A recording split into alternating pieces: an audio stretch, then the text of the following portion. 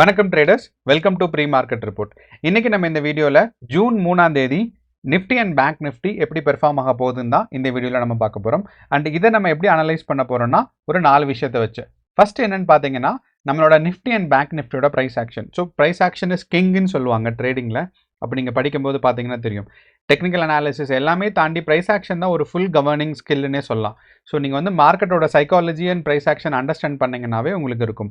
அப்போ நம்ம ஃபஸ்ட்டு வந்து என்ன பண்ணுவோம்னா நிஃப்டி அண்ட் பேங்க் நிஃப்டியோட ப்ரைஸ் ஆக்ஷன் பார்ப்போம் ஒன்று. ரெண்டாவது பார்த்தீங்கன்னா யூஎஸ் மார்க்கெட் எப்படி பெர்ஃபார்ம் ஆயிருக்கு அப்படிங்கிறத நம்ம பார்ப்போம். ஏன் இந்த யூஎஸ் மார்க்கெட் பெர்ஃபார்மன்ஸ் ரொம்ப முக்கியம் அப்படிங்கிறதையும் நான் எக்ஸ்பிளைன் பண்ணுறேன். அடுத்து பார்த்தீங்கன்னா நம்மளோட gift Nifty data. So gift Nifty data இப்போ வந்து கிஃப்ட் நிஃப்டி மார்க்கெட் வந்து ஓப்பன் ஆயிடுச்சு. நீங்கள் பார்த்தீங்கன்னா தெரியும், கிஃப்ட் நிஃப்டி இஸ் லைவ். அப்போ கிஃப்ட் நிஃப்டி வந்து காலையில் 6:30க்கு ஓப்பன் ஆனோடனே மார்க்கெட் வந்து டவுன் சைட் போயிருக்கு. அப்போ இதோட இம்ப்ளிகேஷன்ஸ் நமக்கு வந்து நிஃப்டி அண்ட் பேங்க் நிஃப்டியில் எப்படி இருக்குங்கிறது. கடைசியாக பார்த்தீங்கன்னா open interest data and FII data. So இந்த 5 டேட்டாவே வச்சு நம்ம வந்து ஒரு கன்க்ளூஷனுக்கு வரலாம். மார்க்கெட் இன்னைக்கு காலையில் மார்க்கெட் ஓப்பன் ஆகும்போது என்ன நடக்கிறதுக்கு வாய்ப்பு இருக்குன்னு. அண்ட் இன்னைக்கு 2 பேர் மெசேஜ் பண்ணியிருந்தாங்க, அதாவது கமெண்ட் பண்ணியிருந்தாங்க. என்னென்னா ஒருத்தர் வந்து 24,700லையும் இன்னொருத்தர் வந்து 24,500லையும் நிஃப்டி 50ல் பொசிஷன் ஹோல்ட் பண்ணுறேன்னு. ஸோ ஒருத்தர் பார்த்தீங்கன்னா ஆல்மோஸ்ட் 24,700 இந்த ரேஞ்சிலையும், அடுத்தது பார்த்தீங்கன்னா 24,500லையும். ஸோ மார்க்கெட் இந்த 24,700ஓட புட்டை சீக்கிரமாக கிராஸ் ஆயிரும் ஒன்று. ரெண்டாவது, இந்த 24,500க்கு ரீச் ஆகிறதுக்கான டைம் கொஞ்சம் அதிகமாக இருக்குது. இதுதான் வந்து அவங்களுக்குடைய ஆன்சர். நான் ஏற்கனவே அந்த கமெண்ட்ஸில் சொல்லிட்டேன், மறுபடியும் நான் சொல்கிறேன். ஸோ அப்போது நமக்கு ப்ரைஸ் ஆக்ஷன் பார்க்கும்போது பார்த்தீங்கன்னா நிஃப்டி ஒரு ஓவராலாக ஒரு புல்லிஷாக இருந்தாலுமே ஒரு இன்ட்ரா வீக், அதாவது இந்த வீக் எக்ஸ்பைரிக்குள்ளே பார்த்தீங்கன்னா மார்க்கெட் வந்து கொஞ்சம் ஒரு டவுன் சைட் தான் போயிட்டுருக்கு. இந்த டவுன் சைட் போகிறதுக்கு நம்ம இந்த 26ஆம் தேதியிலிருந்து இருக்கிற ப்ரைஸ் ஆக்ஷன் மட்டும் பார்த்தாவே போதும். நிஃப்டி 50ல் என்னன்னு பார்த்தீங்கன்னா ஃபர்ஸ்ட் இங்கே ஒரு ஹை, அடுத்த தடவை டவுன், அந்த புல் பேக்குக்கு அப்புறம் பார்த்தீங்கன்னா இந்த புல் பேக் வந்து இந்த பாயிண்ட்லேருந்து கீழே வந்துடுச்சு. ஸோ எப்போ இந்த புல் பேக் வந்து இந்த பாயிண்ட்லேருந்து கீழே வந்துச்சோ அப்போ வந்து மார்க்கெட் ஸ்ட்ரென்த் லூஸ் பண்ணிருச்சுன்னு அர்த்தம். ஓகே, அப்போ ஃபஸ்ட்டு வந்து மார்க்கெட் ஸ்ட்ரென்த் லூஸ் பண்ணுச்சு. செகண்ட், ஹையர் ஹை ஃபார்ம் ஆகலை, இந்த ஹைட்டை விட அதிகமாக போகலை. ஸோ மார்க்கெட் வந்து இந்த ஹையர் ஹை ஃபார்ம் ஆகலை. திருப்பி பார்த்தீங்கன்னா இந்த லோவை விட கம்மியான லோ ஃபார்ம் ஆயிருக்கு, lower low. So first lower low, second lower low, and இன்னைக்கு பார்த்தீங்கன்னா தேர்டு லோவர் லோ. ஸோ அப்படிங்கிறனால 3 டைம்ஸ் லோ வந்திருக்கு அப்படின்னா மார்க்கெட் வந்து ஒரு நல்ல ப்ரைஸ் கரெக்ஷனுக்கு வாய்ப்பு இருக்குன்னு அர்த்தம். அப்போ ஒரு ரீசெண்ட் டேஸில் நமக்கு பார்த்தீங்கன்னா இனி வருகின்ற ஒரு 2 நாள் 3 நாளில் நிஃப்டி வந்து ஒரு ப்ரைஸ் கரெக்ஷனுக்கு ஒரு சான்சஸ் இருக்குது.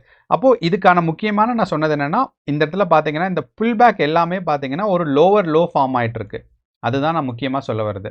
அப்போ இந்த லோவர் லோ வந்து கண்டினியூஸாக 3ஆவது தடவை லோவர் லோ ஃபார்ம் ஆகிறனால மார்க்கெட் இன்றைக்கும் ஒரு சின்ன சரிவில் இருக்கிறதுக்கான வாய்ப்பு இருக்குது. அண்ட் இதுக்கான முக்கியமான ரெசிஸ்டன்ஸ் அண்ட் சப்போர்ட் எங்கே இருக்குதுன்னு பார்த்தீங்கன்னா நமக்கு நிஃப்டியை பொறுத்தளவு ரெசிஸ்டன்ஸ்ன்னு பார்த்தீங்கன்னா 24,800ல் இருக்குது. அண்ட் இதை தாண்டி மார்க்கெட் போகிறது ஈஸி தான், டக்குன்னு கிராஸ் ஆயிரும். அண்ட் அதுக்கடுத்த ரெசிஸ்டன்ஸ்ன்னு பார்த்தீங்கன்னா 25,000. ஸோ அப்போ மார்க்கெட் 25,000 ரீச் ஆகிறதுக்கு வாய்ப்பு இருக்குது, ஆனால் அதை தாண்டி மேலே போகிறதுக்கு வாய்ப்புகள் கம்மி ஒன்று. அண்ட் கீழே இருக்க சப்போர்ட்டுங்கிறத வந்து ஈஸியாக நமக்கு பிரேக் ஆயிருந்தான். நம்ம ஏற்கனவே சொல்லியிருந்தேன், இந்த 24,700 இருக்கு பாருங்கள், இந்த 24,700ங்கிற சப்போர்ட் வந்து ஈஸியாக பிரேக் ஆகிட்டு மார்க்கெட் இங்கேருந்து டவுன்ஃபால் ஆகி 24,500 வரும். அப்போது நம்ம முக்கியமாக பார்க்க வேண்டியது, டவுன் சைட் மார்க்கெட் வந்துச்சுன்னா 25,500 வரைக்கும், மேலே போச்சுன்னா 24,500 வரைக்கும் டவுன் சைடு வந்துச்சுன்னா மேலே போனால் 25,000 வரைக்கும். இதுதான் நமக்கு முக்கியமாக இருக்க சப்போர்ட் அண்ட் ரெசிஸ்டன்ஸ் நிஃப்டி 50யை பொறுத்தளவு. அதே மாதிரி நம்ம நிஃப்டி 50யோட ஓப்பன் இன்ட்ரெஸ்ட் டேட்டா நமக்கு பார்த்தோம் அப்படின்னு பார்த்தீங்கன்னா நமக்கு வந்து ஓப்பன் இன்ட்ரெஸ்ட் டேட்டாவில் 24,800ல் அதிகமாக இருக்குது. ஆனால் அதுக்கப்புறம் பார்த்தீங்கன்னா நமக்கு 25,000 பக்கம் வரும்போது இந்த 25,000ல் இருக்க ஸ்ட்ராங்கான ரெசிஸ்டன்ஸ் இருக்குது. அப்போது நம்ம ப்ரைஸ் ஆக்ஷனில் சொன்ன மாதிரி இந்த 25,000 வந்து ஸ்ட்ராங்கான ரெசிஸ்டன்ஸுங்கிறத நம்மளோட ஓப்பன் இன்ட்ரெஸ்ட் டேட்டாவை பார்த்தாலும் தெரியுது. அண்ட் நம்மளோட பிசிஆர் ரேஷியோ பார்த்தீங்கன்னா இந்த கிவன் ஸ்ட்ரைக் ப்ரைஸ்க்கு இந்த பிசிஆர் ரேஷியோ வந்து ஸ்ட்ராங்காக புல்லிஷ் மூமெண்ட்ஸ்க்கு இல்லை. அப்படிங்கிறனால ஒரு ப்ரைஸ் கரெக்ஷன் நம்ம எதிர்பார்க்கலாம். ஸோ பிசிஆர் ரேஷியோ சப்போர்ட் பண்ணல ஒன்று. ரெண்டாவது, நம்மளோட ப்ரைஸ் ஆக்ஷனும் சார்ட்டும் சப்போர்ட் பண்ணல 2. அடுத்து வந்து பார்த்தீங்கன்னா நம்மளோட ரெசிஸ்டன்ஸ் 25,000ல் ரொம்ப ஸ்ட்ராங்காக இருக்குது. அண்ட் 24,500 வரைக்கும் மார்க்கெட் டவுன்ஃபால் ஆகிறதுக்கு சான்சஸ் இருக்குது. இதுதான் நமக்கு நிஃப்டி 50யோடது. ஆனால் நமக்கு இதை நம்ம கன்ஃபார்ம் பண்ணுற மாதிரி இந்த ப்ரைஸ் ஆக்ஷன், அது மட்டும் இல்லாமல் நம்மளோட ஓப்பன் இன்ட்ரெஸ்ட்டை கன்ஃபார்ம் பண்ணுற மாதிரி என்ன நடந்திருக்கு அப்படின்னு பார்த்தீங்கன்னா நமக்கு கிஃப்ட் நிஃப்டியில் காலையில் பார்த்தீங்கன்னா ஒரு செல்லிங் ப்ரெஷர். நேற்றும் இதே மாதிரி தான் ஒரு செல்லிங் ப்ரெஷர் இருந்துச்சு. நீங்கள் நேற்றும் கிஃப்ட் நிஃப்டி நீங்கள் கவனிச்சிருந்தீங்கன்னா தெரியும், ஒரு ஸ்ட்ராங்கான செல்லிங் ப்ரெஷர் இருந்துச்சு. அதே மாதிரியே மறுபடியும் இன்னைக்கு செகண்ட் டேயான செல்லிங் ப்ரெஷர் வந்திருக்கு. அண்ட் யூஸ்வலாக இந்த செல்லிங் ப்ரெஷர் வந்து பார்த்தீங்கன்னா 6:30க்கு தான் இருக்கும். ஆனால் நேற்று எண்ட் ஆஃப் த மார்க்கெட் ஒரு 1:30 to 2 கிஃப்ட் நிஃப்டி எப்பயுமே காலையில் 6:30க்கு தொடங்கி 2 செஷன் இருக்கும். ஸோ அந்த 2 செஷனை சேர்த்து பார்த்தோம்னா 6:30க்கு தொடங்கி நைட்டு பார்த்தீங்கன்னா அதாவது மிட் நைட்டையும் தாண்டி 2:30க்கு முடியும். ஸோ அப்போ அப்படிங்கிறனால இந்த நைட்டு வந்து அப்போ 1:30லேருந்து 2:30 வரைக்கும் பார்த்தீங்கன்னா ஒரு செல்லிங் ப்ரெஷர் இருந்திருக்கு. அந்த சேம் செல்லிங் ப்ரெஷர் ஸ்டில் வந்து மார்க்கெட்டில் கண்டினியூ ஆகிட்டு இருக்கு. அப்போ இப்போ நமக்கு வந்து ஷார்ட் செல்லர்ஸ், அதாவது ஷார்ட் பண்ணுறவங்க வந்து ரொம்ப அதிகமாக கண்ட்ரோல் பண்ணிட்டு இருக்காங்க.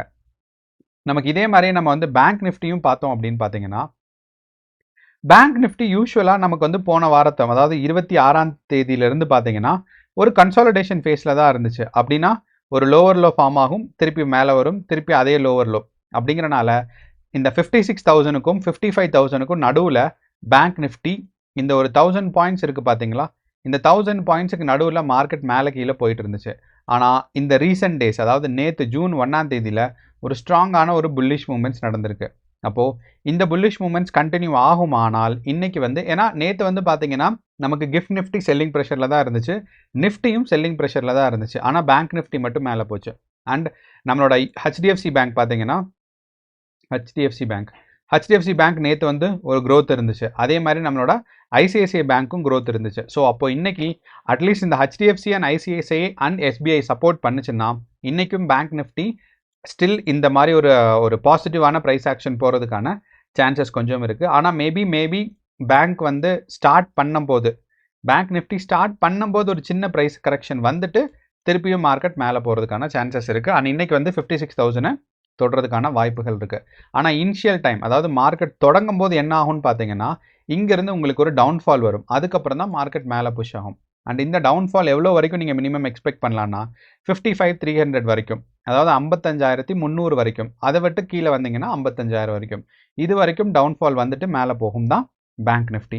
அப்போது நமக்கு வந்து பார்த்தோன்னா நிஃப்டி 50 கண்டிப்பாக ஒரு ப்ரைஸ் கரெக்ஷனுக்கு எக்ஸ்பெக்ட் பண்ணுறது தான்.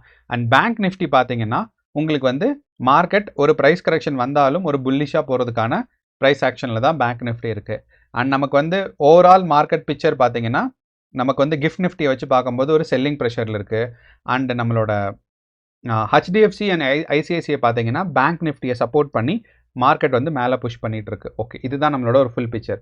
அப்போது நம்ம வந்து குளோபல் மார்க்கெட் அண்டர்ஸ்டாண்ட் பண்ணும்போது என்னென்னா இந்த ட்ரம்ப்போட டேரிஃப் இருக்குது பார்த்தீங்களா, அது ரொம்ப இப்போ பயங்கரமான பிரச்சனை போயிட்டுருக்கு. ஸோ ட்ரம்ப் என்னன்னா நமக்கு வந்து செகண்ட் டைம் அவர் வந்து இப்போ ரூலிங்க்கு வந்தார். அங்கே வந்துட்டு அவர் வந்து புதிய டேரிஃப்லாம் இன்ட்ரடியூஸ் பண்ணார். அதாவது கனடாவுக்கு ஒரு புதிய டேரிஃப், மெக்சிகோவுக்கு ஒரு டேரிஃப், சைனாவுக்கு, சிங்கப்பூருக்கு பயங்கரமான ட்ரேட் டேரிஃப்ஸ்லாம் இன்க்ரீஸ் பண்ணார். ஆனால் இது எல்லாமே இம்ப்ளிமெண்டேஷனுக்கு வரல. ஏன்னா யூஎஸில் வந்து அதே மாதிரி கமர்ஷியல் கோர்ட்ஸ் எல்லாம் இருக்குது, அவங்கெல்லாம் அப்ரூவ் பண்ணும். ஸோ அந்த அப்ரூவில் ப்ராப்ளம்ஸ் போயிட்டுருக்கு. ஸோ அவங்க வந்து அப்ரூவ் பண்ணலை, கவர்மெண்ட் வந்து இந்த மாதிரி டேரிஃப்ஸை இன்க்ரீஸ் பண்ண முடியாது, பயங்கரமாக குளோபல் எக்கானமி கிரைசிஸ் வரும்னு சொல்லி நிறுத்தி வச்சுருக்காங்க. அப்போது நிறுத்தி வச்சுருந்தால் நம்மளோட யூஎஸ் மார்க்கெட் டவுன் சைடு தானே போகணும். ஆனால் யூஎஸ் மார்க்கெட் பார்த்தீங்கன்னா ஒரு செகண்ட் டேயாக தொடர்ந்து மார்க்கெட் மேலே புஷ் ஆகிட்டுருக்கு. ஸோ அப்படிங்கிறனால இதுலேருந்து நமக்கு என்ன தெரியுதுன்னா இந்த ஜட்ஜஸ் கமிட்டியில் யூஸ்வலாகவே நமக்கு நியூஸ் ரிப்போர்ட்ஸில் என்ன சொல்கிறாங்கன்னா லெஃப்ட் சைடு அதாவது ட்ரம்ப்புக்கு சப்போர்ட் பண்ணுற மாதிரி ஆட்கள் நிறையா பேர் இருக்காங்க. ஸோ அப்படிங்கிறனால இப்போ இல்லைனாலும் இனி இந்த ஃப்யூச்சர்லையாவது இந்த ட்ரம்ப்போட நியூ டேரிஃப்ஸ் எல்லாம் வந்து அப்ளை ஆகும்னு சொல்கிறாங்க. ஸோ அதனால யூஎஸ் மார்க்கெட்டோட க்ரோத் வந்து கொஞ்சம் ஸ்ட்ராங்காக இருக்குது லாஸ்ட் 2 டேஸாக. ஸோ இதுதான் ட்ரம்ப்பை பற்றி. அண்ட் இந்த நியூஸ் இந்தியன் மார்க்கெட் எப்படி அஃபெக்ட் பண்ணியிருக்குன்னு பார்த்தீங்கன்னா எஃப்ஐஐஸோட ஹோல்டிங்ஸ். எஃப்ஐஐஸ் வந்து பார்த்தீங்கன்னா யூஸ்வலாக எஃப்ஐஐ அண்ட் டிஐஐஸ் பார்த்தீங்கன்னா நெட் ஹோல்டிங்ஸ் பார்த்தீங்கன்னா இவ்வளோ இருக்கும். நீங்கள் பார்த்தீங்கன்னா மினிமம் ஒரு 50,000 crores ஆகுது இருக்கும். ஆனால் நேற்று மார்க்கெட் பொறுத்தளவு எஃப்ஐஐஸோட நெட் ஹோல்டிங்ஸ் பார்த்தீங்கன்னா நெகட்டிவில் -2,000 இருக்குது. அதே மாதிரி டிஐஐஸோடது +5,000 இருக்குது. ஸோ அண்ட் எஃப்ஐஐயோட பையிங் அண்ட் செல்லிங் ரெண்டுமே பார்த்தீங்கன்னா அவங்களுக்கு வந்து பயங்கரமாக குறைஞ்சிருச்சு. ஸோ யூஸ்வலாக 4 டிஜிட்ஸில் இருப்பாங்க, நீங்கள் பார்த்தீங்கன்னா தெரியும். அதாவது 3,51,000 இருக்குங்க. அதுக்கு முன்னாடி பார்த்தீங்கன்னா ஒரு மாதமும். ஆனால் இந்த ஜூன் மாதம் தொடங்கும் போது பார்த்தீங்கன்னா அவங்களுக்கு அந்த ஃபர்ஸ்ட் டேலேயே மார்க்கெட் வந்து ரொம்ப அவங்களோட ஹோல்டிங்ஸை கம்மி பண்ணிடுச்சு. நான் வந்து இப்போ ஜூன் 2க்கு வச்சுருக்கேன். நீங்கள் பார்த்தீங்கன்னா இங்கே தெரியும் மே லாஸ்ட் டே மே வந்து 44,000 கோடி அவங்க பையிங் பண்ணியிருந்தாங்க.